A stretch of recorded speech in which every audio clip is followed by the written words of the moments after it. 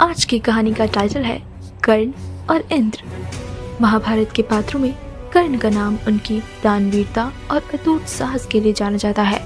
कर्ण का जीवन संघर्ष और त्याग की मिसाल है।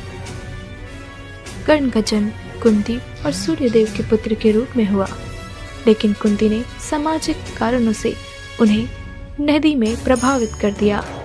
अधिरथ और राधा नामक सारथी दंपति ने उन्हें अपना लिया और उनका पालन पोषण किया।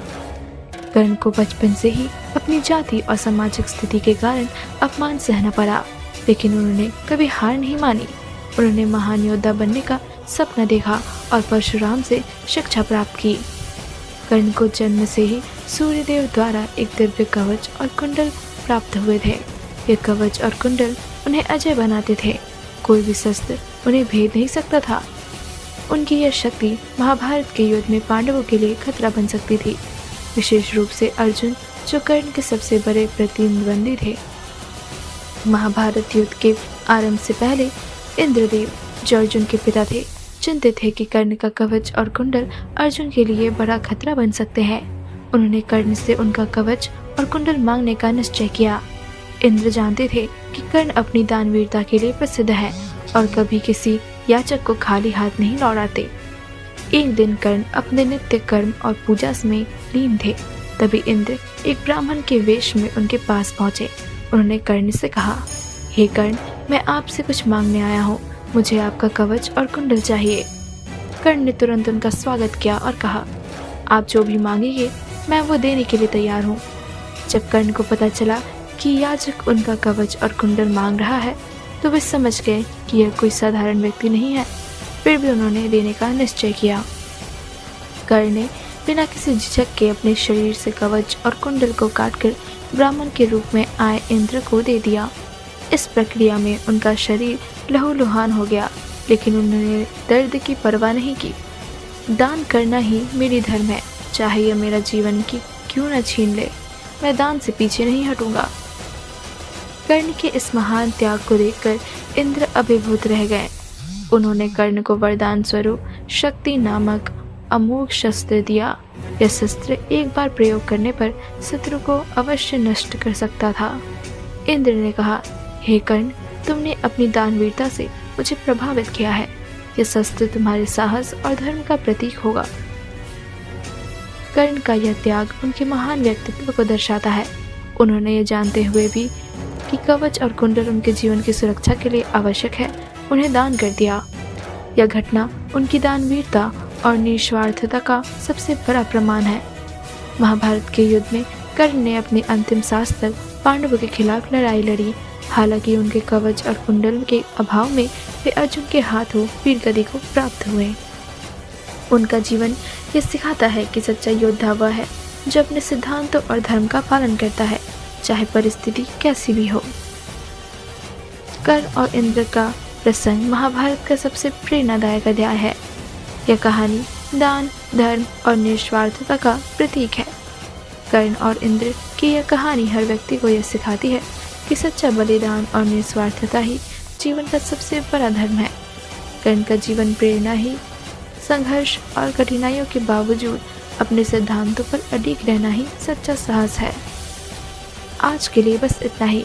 मिलते हैं अगली वीडियो में, तब तक के लिए धन्यवाद।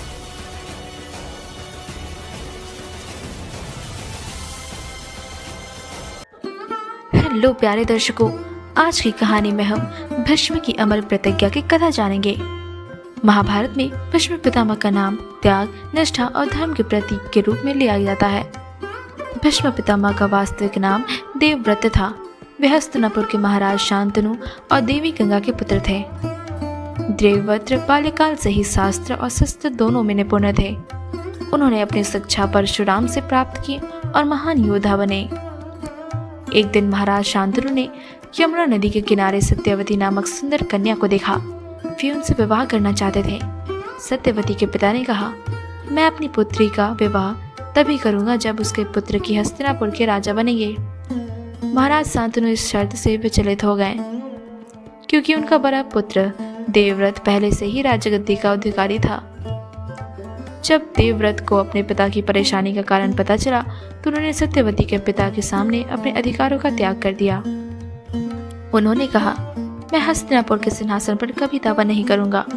लेकिन सत्यवती के पिता ने शंका व्यक्त की कि उनके पुत्र के बड़े होने के बाद भी देवव्रत के वंशज सिंहासन का दावा कर सकते हैं। इस पर देवव्रत ने अपनी महान प्रतिज्ञा ली, आजीवन ब्रह्मचर्य का पालन करेंगे, कभी विवाह नहीं करेंगे, संपूर्ण जीवन हस्तिनापुर की सेवा में समर्पित करेंगे। इस प्रतिज्ञा के कारण देवव्रत को भीष्म की उपाधि मिली। उनकी प्रतिज्ञा इतनी कठोर और अद्वितीय थी कि देवताओं ने आकाश से पुष्प वर्षा की। भीष्म पितामह की यह प्रतिज्ञा ने हस्तिनापुर को स्थिरता दी, लेकिन उनके जीवन को कठिनाइयों से भर दिया। उनकी प्रतिज्ञा के कारण उनका पूरा जीवन त्याग और बलिदान का प्रतीक बन गया।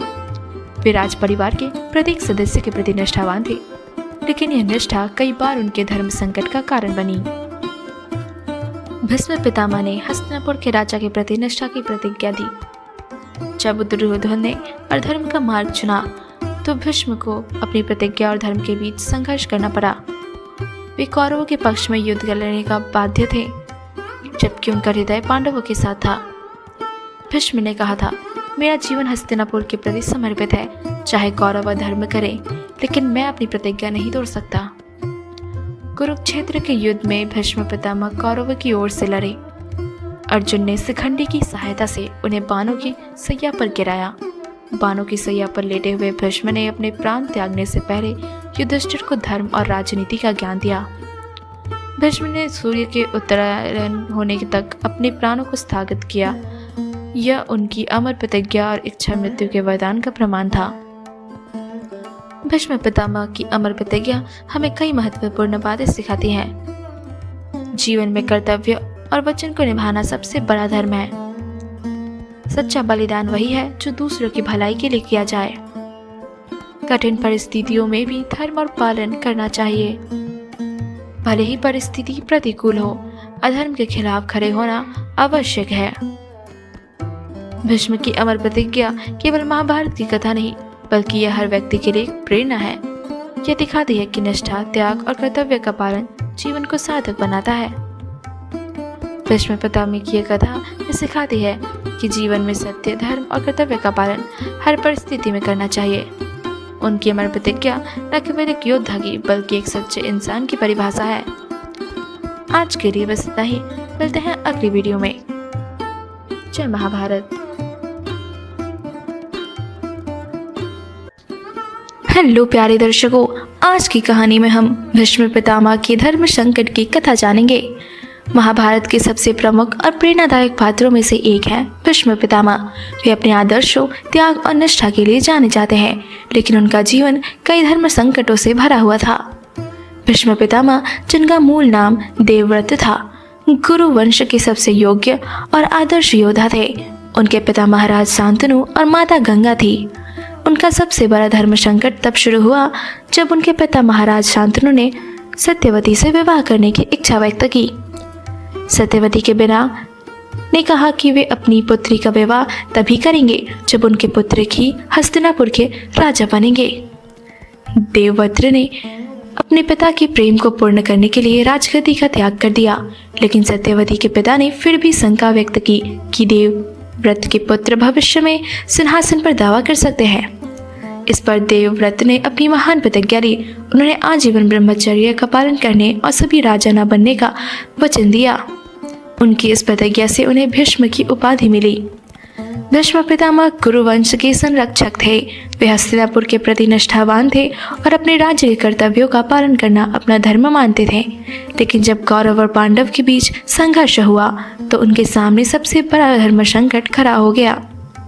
कौरवों के अधर्मी कार्यों के बावजूद भीष्म पितामह ने धृतराष्ट्र और दुर्योधन का साथ दिया। उनका मानना था कि वे हस्तिनापुर की सेवा कर रहे हैं, लेकिन उनके हृदय में यह द्वंद्व भी था कि वे अधर्म का समर्थन कर रहे हैं। महाभारत की सभा में जब द्रौपदी का चीरहरण हुआ तो भीष्म पितामह चुप रहे। उन्होंने केवल इतना कहा, मैं कौरवों का सेवक हूँ, मेरा धर्म है कि मैं उनके आदेशों का पालन करूँ। लेकिन यह उनके जीवन का सबसे बड़ा धर्म संकट था। उनका मौन यह दर्शाता है कि कभी कभी परिस्थितियाँ हमें सही और गलत के बीच फंसा देती है। कुरुक्षेत्र के युद्ध में भीष्म पितामह कौरवों की ओर से लड़े, लेकिन उनका मन कभी भी पूरा तरह से इस निर्णय से सहमत नहीं था। उन्होंने पांडवों के प्रति अपनी सहानुभूति को कभी नहीं छुपाया। भीष्म ने अर्जुन से कहा, हे पार्थ, मैं जानता हूँ कि तुम धर्म के पक्ष में हो, लेकिन मैं अपने वचन से बंधा हूँ। मेरा कर्तव्य मुझे कौरवों के लिए लड़ने को कहता है। भीष्म को वरदान था कि वे अपनी इच्छा से मृत्यु का समय चुन सकते थे। युद्ध के दौरान जब अर्जुन ने शिखंडी की सहायता से भीष्म को बाणों की सैया पर गिराया, तब भीष्म ने अपनी मृत्यु को टाल दिया। उन्होंने कहा, मैं तब तक प्राण नहीं त्यागूंगा जब तक सूर्य उत्तरायण में नहीं आता। बाणों की सैया पर लेटे हुए भीष्म ने अपने शत्रु और मित्र दोनों को समान रूप से ज्ञान दिया। उन्होंने धर्म, राजनीति और जीवन के आदर्शों पर अपने विचार व्यक्त किए। अपने अंतिम समय में भीष्म पितामह ने युधिष्ठिर को धर्म और राज्य की मर्यादाओं का ज्ञान दिया। उन्होंने कहा, राजा का सबसे बड़ा धर्म है प्रजा की भलाई। राजा को हमेशा न्याय और सत्य के मार्ग पर चलना चाहिए। उनकी यह शिक्षा महाभारत का सबसे मूल्यवान हिस्सा है। भीष्म पितामह का जीवन इस सिखाता है कि भीष्म ने हमेशा अपने कर्तव्यों को प्राथमिकता दी, चाहे परिस्थितियां कितनी भी कठिन क्यों ना हो। मिलते हैं अगली वीडियो में। जय महाभारत। हेलो प्यारे दर्शकों, आज की कहानी में हम गुरु द्रोणाचार्य की गुरु शपथ की कथा जानेंगे। महाभारत की कथा में गुरु द्रोणाचार्य केवल एक धनुर्विद्या के गुरु नहीं थे, बल्कि वे कर्तव्य, वचन और गुरु शिष्य संबंधों के आदर्श उदाहरण थे। उनके जीवन का हर पहलू यह दर्शाता है कि एक गुरु अपने शिष्य की सफलता के लिए किस हद तक जा सकता है। द्रोणाचार्य का जन्म ब्राह्मण कुल में हुआ था। वे बचपन से ही शास्त्र और शस्त्र दोनों में निपुण थे। उनके पिता भारद्वाज ऋषि थे और उनका पालन पोषण ऋषियों के बीच हुआ। द्रोण ने परशुराम से शस्त्र विद्या सीखी और इसमें महारत हासिल की। उनकी विद्या इतनी अद्वितीय थी कि उन्हें श्रेष्ठ धनुर्धर और युद्ध कला के ज्ञाता के रूप में जाना जाने लगा। द्रोणाचार्य का जीवन उस समय बदल गया जब वे अपने परिवार की आर्थिक तंगी को दूर करने के लिए हस्तिनापुर पहुंचे। वहां वे कौरव और पांडव राजकुमारों के गुरु बन गए। उन्होंने अपनी शपथ ली कि वे शिष्यों को न केवल शस्त्र विद्या सिखाएंगे, बल्कि उन्हें धर्म और कर्तव्य का महत्व भी समझाएंगे। द्रोणाचार्य ने कौरव और पांडवों दोनों को समान रूप से शिक्षा दी, लेकिन अर्जुन की लगन और निष्ठा ने उन्हें विशेष बना दिया। अर्जुन के प्रति द्रोणाचार्य का स्नेह इतना गहरा था कि उन्होंने उसे अपना प्रिय शिष्य घोषित कर दिया। उन्होंने अर्जुन से कहा, तुम मेरे सबसे प्रिय शिष्य हो, मैं तुम्हें धनुर्विद्या में श्रेष्ठ बनाऊंगा। एकलव्य, जो निषाद जाति का था, ने भी द्रोणाचार्य से धनुर्विद्या सीखने की इच्छा जताई, लेकिन द्रोणाचार्य ने उसे यह कहते हुए मना कर दिया कि वे केवल राजकुमारों को सिखाते हैं। इसके बावजूद एकलव्य ने द्रोण की मिट्टी की मूर्ति बनाकर उनसे प्रेरणा ली और धनुर्विद्या में निपुण हो गया। जब द्रोणाचार्य ने देखा कि एकलव्य अर्जुन से भी बेहतर धनुर्धर बन गया है, तो उन्होंने एकलव्य से गुरु दक्षिणा में उसका अंगूठा मांग लिया। यह निर्णय द्रोणाचार्य के लिए धर्म संकट का क्षण था। उन्होंने अर्जुन को श्रेष्ठ बनाने की शपथ को निभाने के लिए कठोर कदम उठाया। कर्ण भी द्रोणाचार्य के पास शिक्षा लेने आए थे, लेकिन द्रोणाचार्य ने उन्हें यह कहकर मना कर दिया कि वे केवल क्षत्रियों को शिक्षा देते हैं। कर्ण ने परशुराम से शिक्षा ली और महान धनुर्धर बना, लेकिन द्रोणाचार्य का यह निर्णय भी उनके गुरु धर्म के अंतर्गत लिया गया, जहाँ वे अपने सिद्धांतों से समझौता नहीं करना चाहते थे। महाभारत के युद्ध में द्रोणाचार्य कौरव की ओर से लड़े। यह उनका सबसे बड़ा धर्म संकट था। एक और उसके प्रिय शिष्य अर्जुन थे और दूसरी ओर उनके कर्तव्य और वचन। युद्ध के दौरान जब भीम ने यह झूठा फैलाया कि अश्वत्थामा मारे गए, तो द्रोणाचार्य का मन टूट गया। उन्होंने अपने हथियार त्याग दिए और योग मुद्रा में बैठ गए। इसी समय धृतराष्ट्र ने उनका वध कर दिया। द्रोणाचार्य की गुरु शपथ और उसके जीवन के विभिन्न प्रसंग हमें यह सिखाते हैं कि द्रोणाचार्य ने हमेशा अपने कर्तव्य को सर्वोपरि रखा। उन्होंने अपने शिष्यों को श्रेष्ठ बनाने के लिए हर संभव प्रयास किया। उनके जीवन में धर्म और कर्तव्य के बीच कई बार संघर्ष हुआ, लेकिन उन्होंने हमेशा अपने वचन का पालन किया। द्रोणाचार्य की गुरु शपथ यह सिखाती है कि सच्चा गुरु वही है जो अपने शिष्यों के प्रति निष्ठावान हो और उन्हें सही मार्ग पर चलने के लिए प्रेरित करे। द्रोणाचार्य का जीवन हम ये समझने में मदद करता है कि कर्तव्य और धर्म के बीच संतुलन कैसे बनाया जा सकता है। द्रोणाचार्य की कथा केवल महाभारत का एक हिस्सा नहीं, बल्कि हर शिक्षक और विद्यार्थी के लिए एक आदर्श है। यह सिखाती है कि सच्चा ज्ञान और कर्तव्य ही जीवन की सच्ची पूंजी है। आज के लिए बस इतना ही, मिलते हैं अगली वीडियो में। जय महाभारत। हेलो प्यारे दर्शकों, आज की कहानी में हम कृष्ण की सांदीपनि गुरुकुल यात्रा की कथा जानेंगे।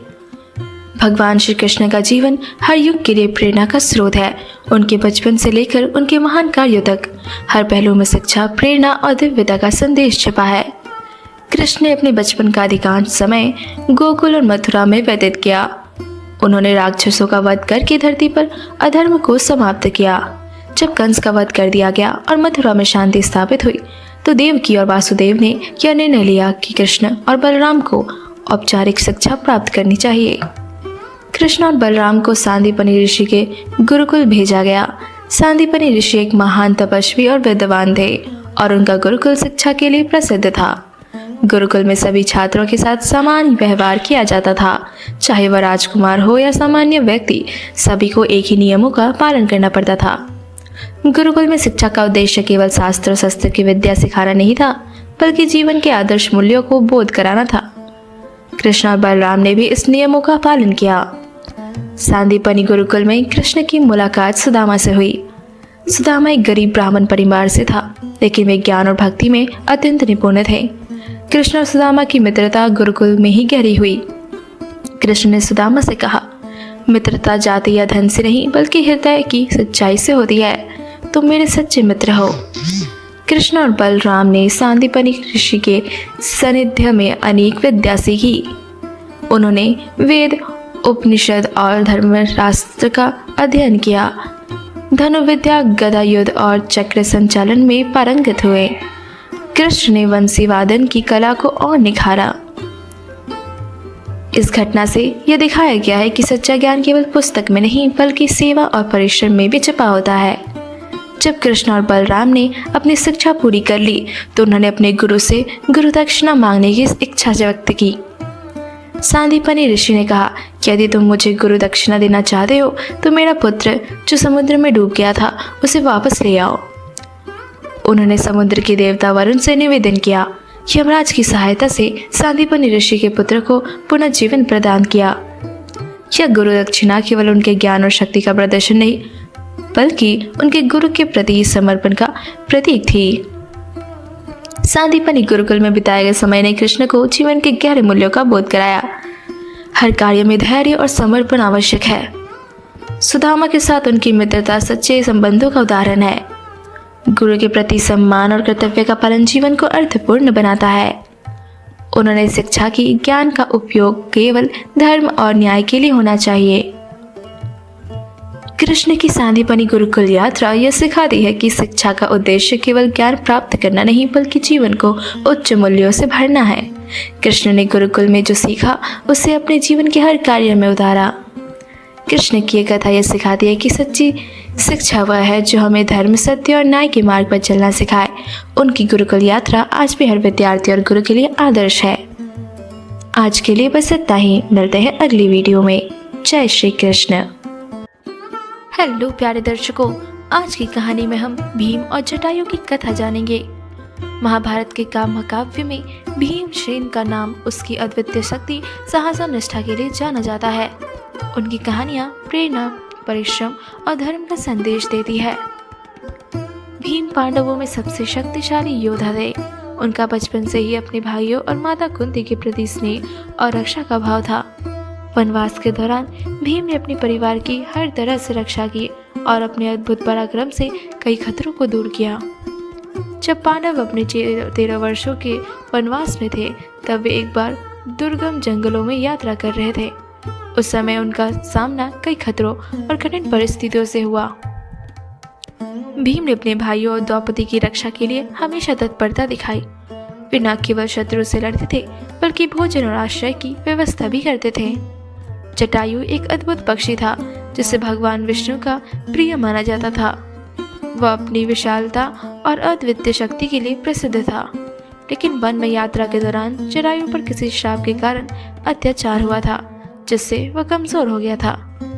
वनवास के दौरान पांडवों ने गहरी घाटी के पास जटायु को कहारते हुए खुआया। जटायु के पंख कटे हुए थे और वह दर्द से छटपटा रहा था। भीम ने उसे देखा और तुरंत उसकी ओर बढ़े।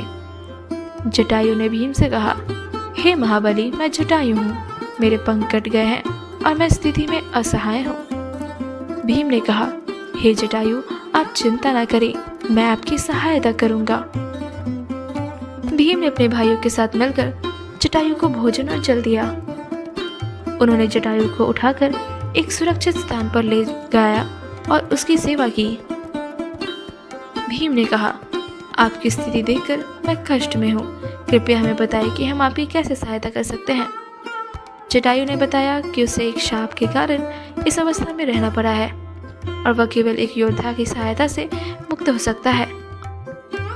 जटायु ने कहा, हे भीम, यदि आप मेरी सेवा करते हुए मेरे लिए कठिन कार्य करेंगे तो मैं इस श्राप से मुक्त हो जाऊंगा। भीम ने बिना किसी हिचकिचाहट के इस चुनौती को स्वीकार किया। उन्होंने अपनी शक्ति और पराक्रम से जटायु को पुनः स्वस्थ किया। जटायु ने भीम को आशीर्वाद दिया और कहा, तुम्हारी करुणा और साहस मेरे लिए मुक्ति का कारण बने हैं। भीम और जटायु के बीच एक अद्भुत मित्रता स्थापित हुई। जटायु ने भीम को अपनी शक्ति का उपयोग धर्म और न्याय की रक्षा के लिए करने का उपदेश दिया। जटायु ने कहा, तुम्हारी शक्ति और साहस का उपयोग सदैव धर्म और सत्य के लिए होना चाहिए। भीम ने इस उद्देश्य को अपने जीवन का आधार बनाया। भीम और जटायु की कथा हमें कई मूल्यवान बातें सिखाती है। दूसरों की सहायता करने का संकल्प भी सच्चे मानव का धर्म है। शक्ति का उपयोग केवल धर्म और न्याय के लिए होना चाहिए। सच्ची मित्रता निस्वार्थ होती है और यह जीवन के हर मोड़ पर हमें मार्गदर्शन देती है। भीम और जटायु की कथा केवल महाभारत की एक घटना नहीं, बल्कि यह मानवता के लिए प्रेरणा है। यह दिखाती है कि शक्ति और करुणा का सही उपयोग जीवन को सफल और सार्थक बनाता है। आज के लिए बस इतना ही। मिलते हैं अगली वीडियो में, तब तक के लिए धन्यवाद।